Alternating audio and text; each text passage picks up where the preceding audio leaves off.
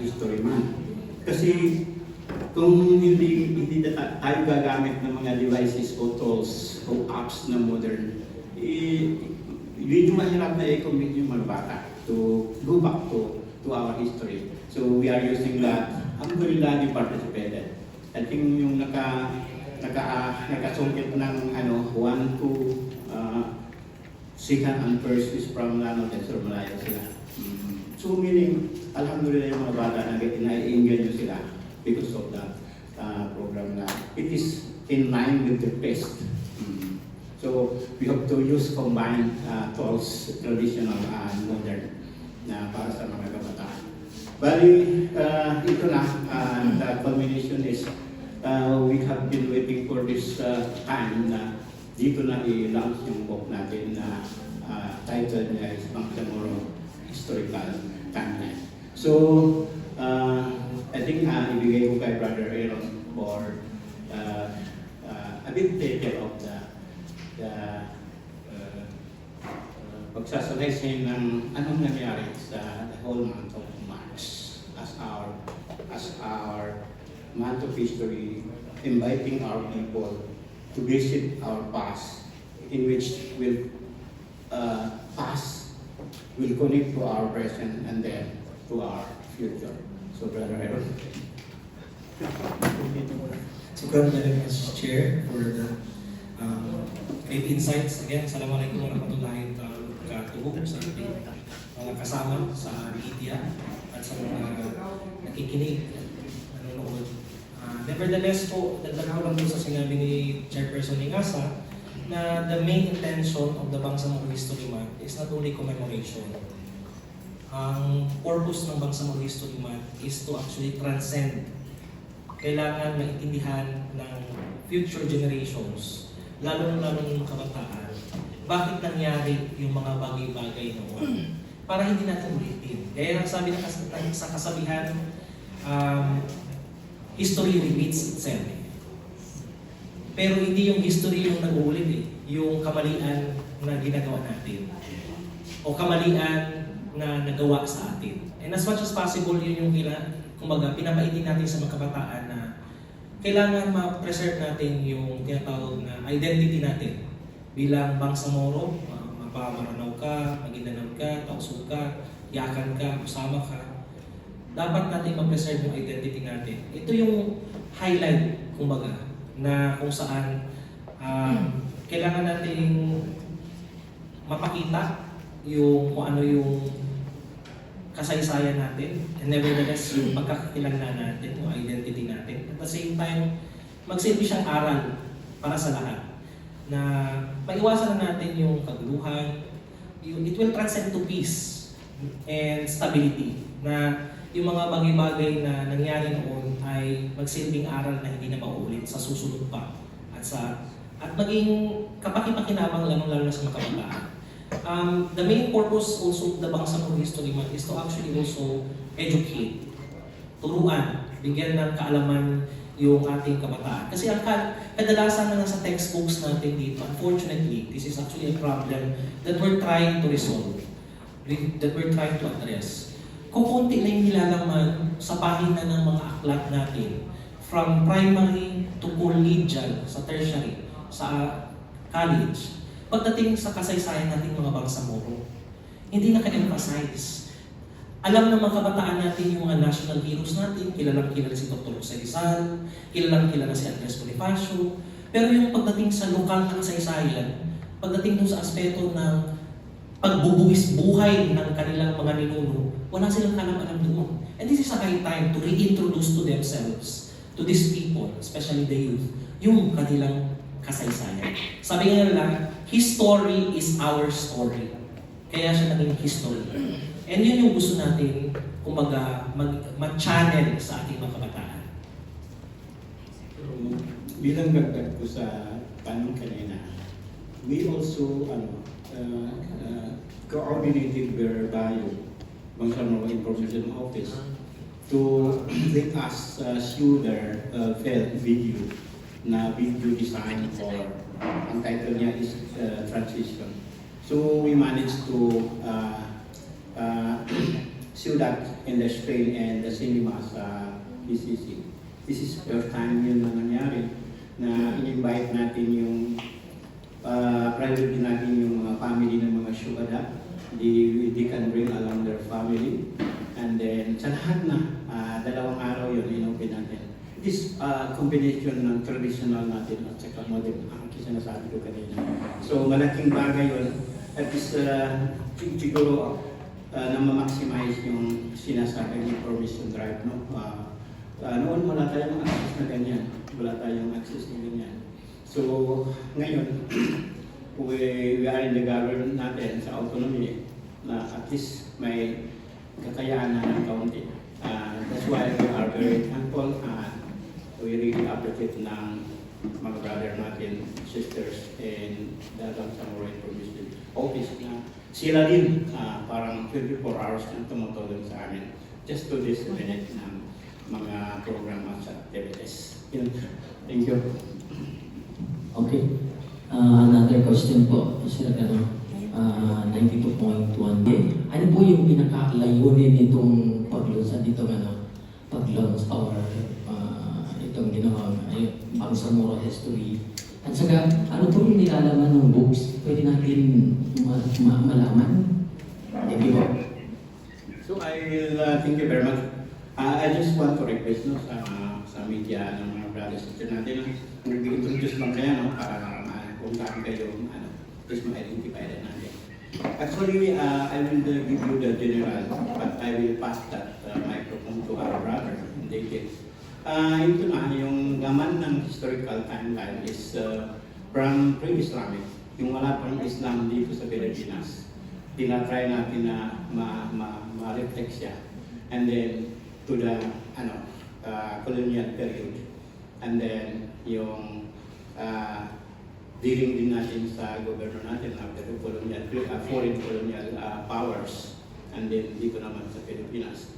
And then, after that, dito na sa present current situation natin. Yun ang laman ng timeline. Pero yung timeline, we have to bear in mind na timeline is very concise. Concise siya na information. Kasi yun na nga, ang mga major na mga events, what really happened in our history, na maano lang doon. Ang details dyan is sa libro na continuous yung pagagawa natin. And we hope, as our target, mabubuo siya as a libro sa siguro by 2028 inshallah. Yun ang trajectory, yun ang natin target natin. So, the details of that, I will invite Brother Aaron to answer this. Again, Assalamualaikum. Pagdating po dun sa aspeto ng Bangsamoro Historical Timeline, ito po yung pauna dahil mandato ng komisyon ng BCPCH, ang Bangsamoro Commission for the Preservation of Cultural Heritage. Ang pangunahing mandato po is magsulat ng kasaysayan mula sa perspektibo nating mga Bangsamoro. Hindi yung sinulat ng ibang tao mula sa ibang lugar, gaya ng Maynila, gaya ng ibang bansa, kundi tayo mismo, it reflects yung ating perspectives and narratives, our story na sinasabi. And partly dito, we have to acknowledge na makulay yung kultura, yung tradisyon natin at kasaysayan. Mapapansin nyo, karamihan ng mga kasuotan natin, lalong-lalo na dito sa area ng Maguindanao, is actually influenced by the Chinese. Because we have to admit that our ancestors, prior to the Islamization phase in this area, in south of the Philippines, has been doing exchanges. Mayaman tayong pagdating sa maritime trade. And ito yung nagko-connect sa atin sa overall tinatawag na Dunya Melayo, yung tinatawag na Nusantara. At wala yun sa ibang parte ng Pilipinas. Dito lang yun sa atin. Tayo lang yung merong ganun. That's why we have to showcase this because hindi ito nasusulat doon sa overall mainstream narrative ng Philippine history. And ito ay something na dapat maging proud tayo mga Bangsamoro. Ikalawa is of course, we have to again reintroduce yung konsepto ng pagdating ng ating agawan ng Islam sa Pilipinas. Na kailangan may ma-contextualize natin na yung pagdating dito is actually again a context of peaceful means. kailangan paintindihin dito as contrary doon sa pagdating ng again, pabiyak doon sa context ng pagdating ng ibang reliyon. Dahil pinapropagate po ng ating mga Islamic missionaries yung ating agama dito by actually providing the message of peace. Kaya nga, sabi nga ng ibang mga profesor sa kasaysayan, na kung nahuli lang ang mga Kastila, yung mga Espanyol, ng pagdating dito sa Pilipinas, malamang Philippines would have not been Philippines, but rather is also an Islamic country, just like with Malaysia and Indonesia. Ganon kabigat yung Islamization ng Pilipinas. We also have to acknowledge na parte din dito sa timeline yung influensya dahil hindi lamang ang Islam dumating mula sa Hadramaut sa Yemen na inintroduce ng ating mga missionary tulad ni Sheikh Karibul Maktoum, tulad ni Shariful Hashim, tulad na naman ni Sharif Muhammad Kamusuan mula Johor, kundi ang Islamization din ay nanggaling sa taas, sa norte, galing China. So yun yung mga bagay-bagay natin pinapakita dito sa timeline. Dagdag ito na kaalaman sa atin lahat. Pangalawa is, kailangan natin intindihin na contrary doon sa mainstream Philippine history na ang focus lamang ay nakaangkla sa mga Kastila, yung kasaysayan nating mga Moro, yung sinasabi nating saga of colonial encounters, ay hindi naman nakafocus sa Espanyol, sa mga Kastila. Dahil meron tayong komunikasyon, koordinasyon, at the same time, may mga maganda tayong kaugnayan doon sa mga ibang lahi tulad ng mga Dutch, ng mga British, ng mga French. At ito ay nakikita at naipapakita doon sa historical timeline natin. Pangatlo, na punto din, is actually, doon natin makikita yung tinatawag na transcendence ng historical conflict. Na yung konteksto ng sinisigaw ng mga bangsang Moro na right to self-determination, na historical injustices ay hindi lamang yan makabagong konsepto. Matagal na natin na-experience yan. Lalong-lalo sa kapanahunan ng Amerikano, na kung saan karamihan ng mga original na tinatawag na ancestral lands na nating mga Moro ay paunti-unting nawala at nagsimula ito ng kapanahunan ng mga Amerikano.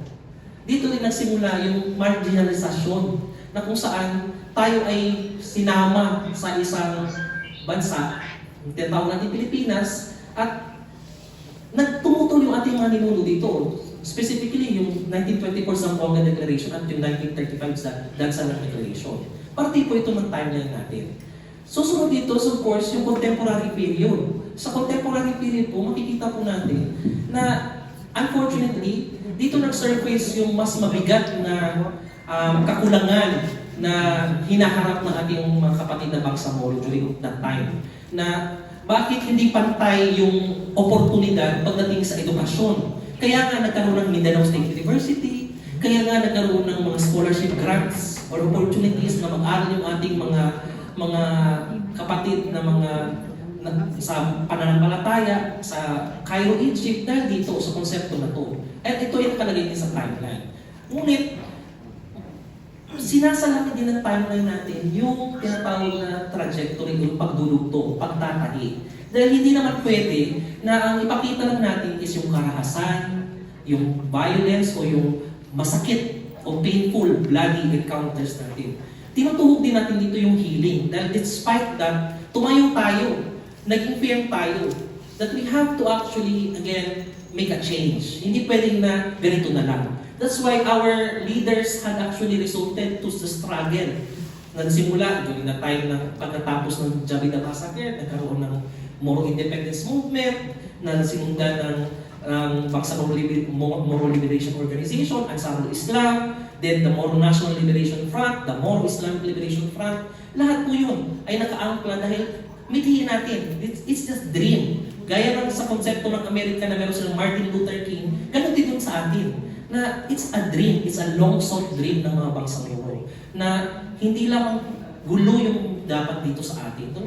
We are actually aspiring for peace and development. At ito yung tinataki ng timeline.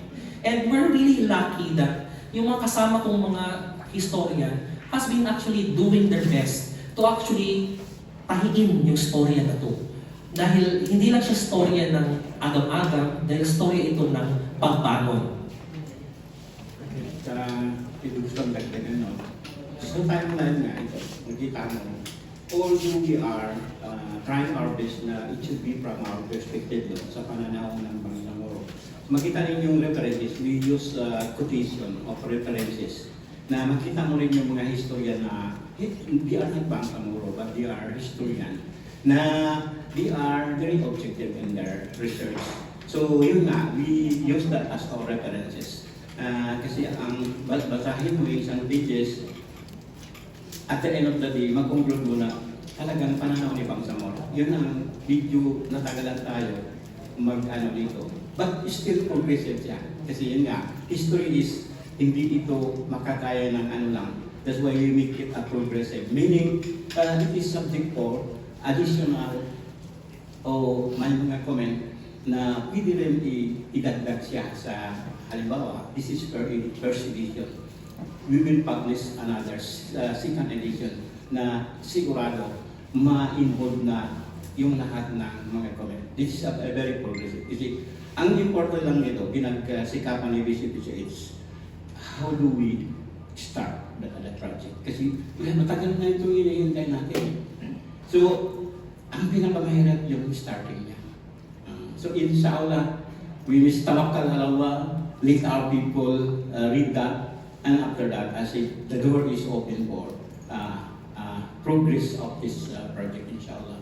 So make sure na lahat tayo is lahat ng narrative ng lahat ng membro ng Bangsamoro, inshallah will be reflected in this libro of the historical science. Thank you very much. So talagang very challenging ito ngayon.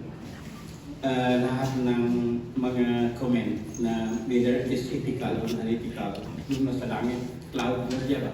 Malaking gamit siya na nabanggit ka ni speaker kanina na umaga na we are very affected of this social media. Pero yun nga, pinagsikapan natin na ano ito, na libro, kumbaga, parang siyang magsilbing basihan ng mga information na kumakalat. So, pwede babalikan ito kung ano ba talaga ang katotohanan dyan. So, I think this timeline, inshallah, will serve as a reference na isang maging unifying factor among the Bangsamoro people, mas lalo na itong historian. Kasi itong issue, hindi man ito matapos, hindi siya matapos. Talagang hanggang buhay tayo, susulatin din natin yung history natin because it is part and parcel of life, yung history. So, yung pangalawang history na ano yun? May measure po ba na ma-include yung history sa Alhamdulillah. We meet with the Ministry of Education, si Minister Muhammad Iqbal, na-discuss namin na itong sinusulat natin na kasaysayan na pangkalahatan, one day it will be incorporated into the curriculum of our school from primary to the higher. May tayo, nakaplano yan as part of our long-term program na talagang dapat ma-include siya sa curriculum. Kasi yung mga bata ngayon, iba yung bayani na nakikilala nila. Iba yung kultura, iba yung pagkain na they become their favorite, na medyo naiwanan na yung traditional na pagkain natin. The only solution is to include that in our curriculum. Yes po, tungkol lang po doon sa konteksto ng unity.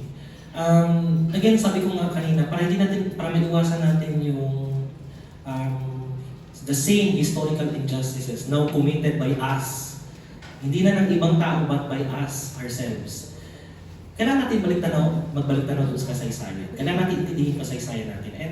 And this is also actually, kumbaga, a wake-up call for everybody. Na, again, we should be responsible enough to actually be mindful doon sa mga actions natin. Again, Islam teaches us this, and these are values, Islamic values, that is actually possessed and have been actually replicated by generations prior to us. So kailangan na, kumbaga, it's also a caution. Kailangan natin caution. Kasi these are actually Gaya ng sinabi nga nila si Salem nila, Ustad Schweib, these are actually nafs. And we have to actually combat our nafs. Di ba? But nevertheless, doon sa ikalawang katanungan ko, as dagdag din kay Chair, na sinabi niya, at the level ko kasi ngayon, just to inform everybody, there is actually a constant communication and coordination between the national cultural line agencies and that of the Bangsamoro Regional Government. Dahil by 2030 ay magdiriwang tayong lahat ng 2030 Year of Philippine Muslim History and Heritage. Ibig sabihin, ang highlight by 2030 is the Philippine Muslim history and culture. In other words, the Bangsamoro identity. And parte dito is yung pag-revisit ng batas kasi merong batas sa national, yung tinatawag na Integrated History Act of the Philippines, na binuo. And parte dito is kailangan sumalamin, ma-include dito, magkaroon ng mas malawakang naratibo yung Bangsamoro at indigenous peoples na sinasabi. And that's the very reason why we are actually doing close coordination with the National Historical Commission of the Philippines. Kasi itong sinulat natin lahat about sa kasaysayan, inshallah, in the near future, will be inculcated not only in the curriculum here in the Bangsamoro region, but rather mainstream at the entire levels of education all over the country. Dahil alam natin na ang naratibo natin ngayon, kung sa percentage pa, it's just 10 to 5%, 5 to 10% of the overall Philippine narrative.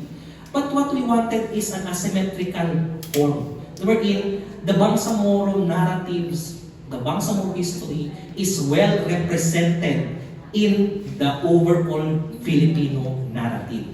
Because we are also Filipino, and we have contributed much to what is called as nation building. As a historian myself, we have to be objective. Yun yung pinaka-importante. And ito nituturo ito ng Islam. It's part of also of Islamic values. Na, especially in the context of justice, adala. Na we have to be just not only to ourselves, but to other people. And we can only do so if and only if we do the righteous actions. We refrain from doing things that would actually sow discord and chaos. Sabi nga, di ba, I'm not a theologian, but the only thing that can destroy our agama, our religion, and the people that believes in it is us, internal.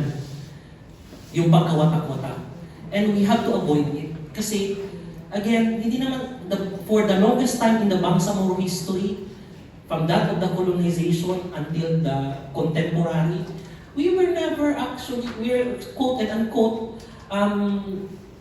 deemed as unconquered, mga matitigas, matatapang. But the problem is, we are actually divided. And it's all high time that we unite. Gaya ng ginawa ng ating mga Bangsamoro leaders. That they're taking now the opportunity to unite. And if and only if we add to that particular discord by spreading false information, then we don't contribute much to the development. And kalaban natin yan eh. For the longest time around, sinasabi na ang Jabida Massacre is a hoax, kasinungalingan. Sinasabi na ang struggle ng Bangsamoro ay kasinungalingan. Sinasabi na yung mga massacres na nangyari ng pagpatay sa mga ninuno ninyo ay kasinungalingan. Even only if ginagawa din natin yung pag-spread ng false news, ng fake news na sinasabi, we are actually also tolerating those historical injustices from happening. So we caution the public also to actually act justly and objectively sa mga bagay-bagay.